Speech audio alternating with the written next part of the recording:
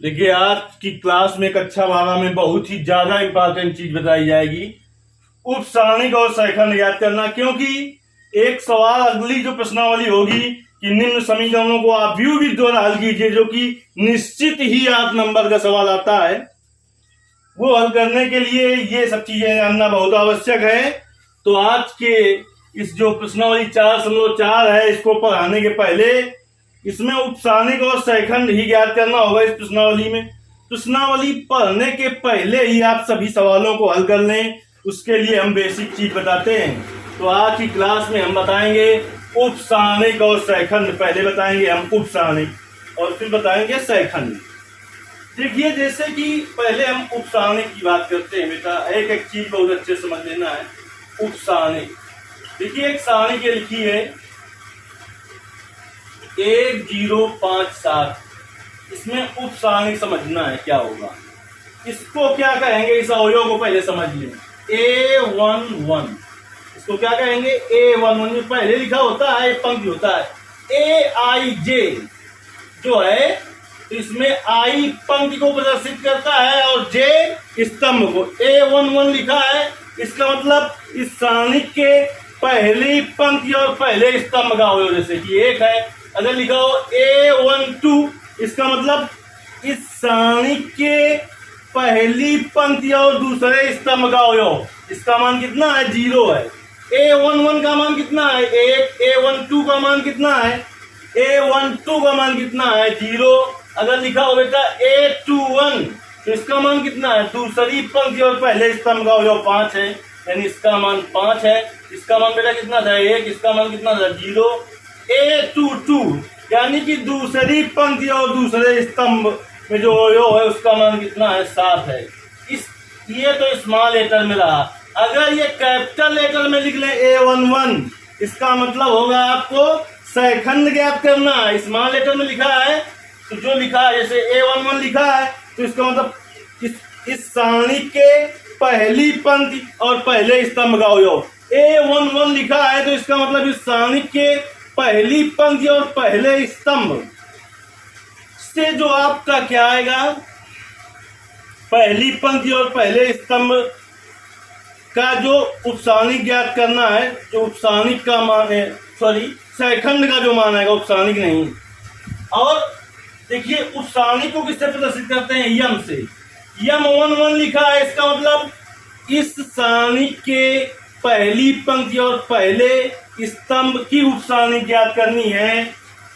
यम 12 लिखी है तो मतलब इस सारणी के पहली पंक्ति और दूसरे स्तंभ की उपसारणिक ज्ञात करनी है। ये कैपिटल जो यम होगा ये उपसारणिक को प्रदर्शित करेगा, जो कैपिटल ए होगा ये सैखंड को प्रदर्शित करेगा, जो स्मॉल ए होगा ये अवयव को प्रदर्शित करेगा। जैसे कि आते हैं, देखिए सबसे पहले हम ज्ञात करना बताते हैं आपको उपसारणिक। देखिए A11 यानी अवयव की उपसारणिक, जिसको हम सीधे लिखेंगे M11।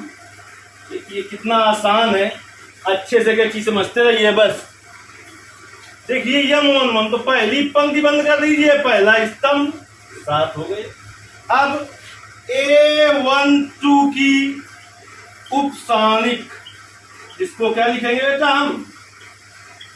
M12 पहली पंक्ति बंद कर दीजिए और दूसरा स्तंभ। ठीक।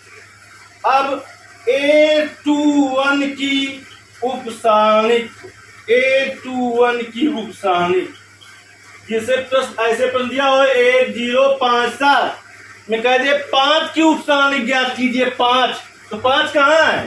5 दूसरी पंक्ति में है और पहले स्तंभ में, यानी A21 की उपसारणिक ज्ञात करनी है। A21 की उपसारणिक M21, देखिए बेटा दूसरी पंक्ति और पहला स्तंभ बंद कर दीजिए, 0 हो गया। और A22 की उपसारणिक, A22 की उपसारणिक क्या हो जाएगी? A22 की उपसारणिक देखिए, A22 की उपसारणिक M22 दूसरी पंक्ति बंद कर दीजिए, दूसरा स्तंभ एक। कितना आसान है देखिए उपसारणिक ज्ञात करना। अभी 2 गुणित 2 क्रम की थी, आज की क्लास में केवल उपसारणिक की बात करेंगे, अगली क्लास में सहखंड के बात करेंगे। अभी हमने 2 गुणित 2 क्रम के लिए हल किया उपसारणिक। अब हम एक सवाल लेते हैं, ऐसा उदाहरण 3 गुणित 3 क्रम का हो।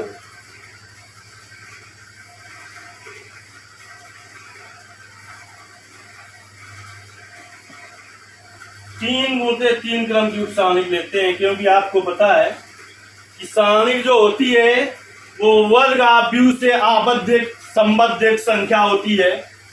तो 3 गुणित 3 क्रम का ले लेते हैं हम, कोई 5 7 3 0 2 1 6 1 3 बदल लें, 4 कर दें, कुछ दिक्कत नहीं। अब देखिए इसमें हम ज्ञात करते हैं A11 की उपसारणिक, A11 की उपसारणिक, जिसे क्या लिखेंगे M11 बराबर, पहली पंक्ति बंद कर दीजिए, पहला स्तंभ 2 1 1 4, इसका गुणा इसमें किया जाता है 2 गुणित 4 माइनस 1 गुणित 1, 4 गुनी 8 माइनस 1, कितना आ गया 7 आ गया। A12 की उपसारणिक, A12 की उपसारणिक यानी M12, तुरंत बेटा क्या बंद करेंगे हम, पहली पंक्ति और दूसरा स्तंभ 0 1 6 4, 0 1 6 4, 0 गुणित 4 माइनस 1 गुणित 6, 0 माइनस 6 तो आ जाएगा बेटा -6। अब A13 की उपसारणिक, A13 की उपसारणिक का मतलब हो गया M13, पहली पंक्ति बंद कर दीजिए और तीसरा स्तंभ 0 2 6, इसका गुणा इसमें करेंगे 0 गुणित 1 माइनस 2 गुणित 6, 0 माइनस 12 हो जाएगा -12। अब देखिए बेटा A21 की उपसारणिक ज्ञात करते हैं, A21 की उपसारणिक, A21 की उपसारणिक, इसको क्या लिखेंगे, लिखेंगे बेटा M21। तो देखिए क्या करेंगे हम, दूसरी पंक्ति बंद कर दीजिए और पहला स्तंभ 7 3 1 4, 7 3 1 4, 7 गुणित 4 माइनस 1 गुणित 3, 7 चौका 28 माइनस 3 25 हो गया। अब A22 की उपसारणिक, A22 की उपसारणिक, जिसे बेटा हम लिखेंगे क्या M22 लिखेंगे। अब दूसरी पंक्ति बंद करिए और दूसरा स्तंभ 5 3 6 4, 5 3 6 4, इसका गुणा इसमें करेंगे तो 5 चौको 20 माइनस 6 का 18, 2 आ गया। अब A23 की उपसारणिक, A23 की उपसारणिक क्या होगा, A23 की उपसारणिक M23। अब दूसरी पंक्ति बंद करिए और तीसरा स्तंभ 5 7 6, 5 7 6, इसका गुणा इसमें करेंगे, 1 गुणित 5 5 हो जाएगा, माइनस 7 6 42 हो जाएगा। देखिए कितना बचेगा, -37 बचेगा। अब ज्ञात करेंगे A31 की उपसारणिक, A31 की उपसारणिक,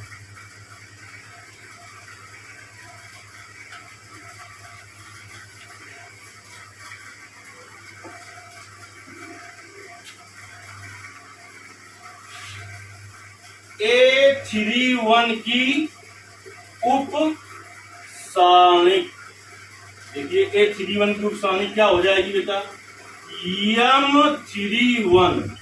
अब तीसरी पंक्ति बंद करिए और पहला स्तंभ 7 3 2 1, इसका गुणा इसमें करेंगे 7 माइनस 3 6 1, A32 की उपसानिक, A32 की उपसानिक M32। देखिए बेटा, तीसरी पंक्ति बंद करिए और दूसरा स्तंभ 5 3 0 1, 5 3 0 1, इसका गुणा इसमें करेंगे 5 माइनस 0 5 आ जाएगा। अब देखिए बेटा, A33 की उपसानिक, A33 की उपसानिक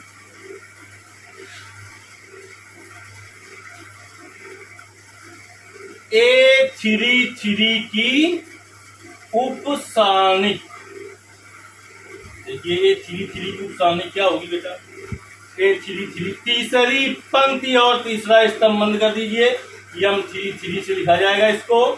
A33 की उपसानिक तीसरी पंक्ति और तीसरा स्तंभ, तो 5 7 0 2, इसका गुणा इसमें किया जाता है, 2 गुणते 5 10 हो गया, माइनस करेंगे आप, गुणा सीधे नहीं रखेंगे, 0 गुणते 7 0 10।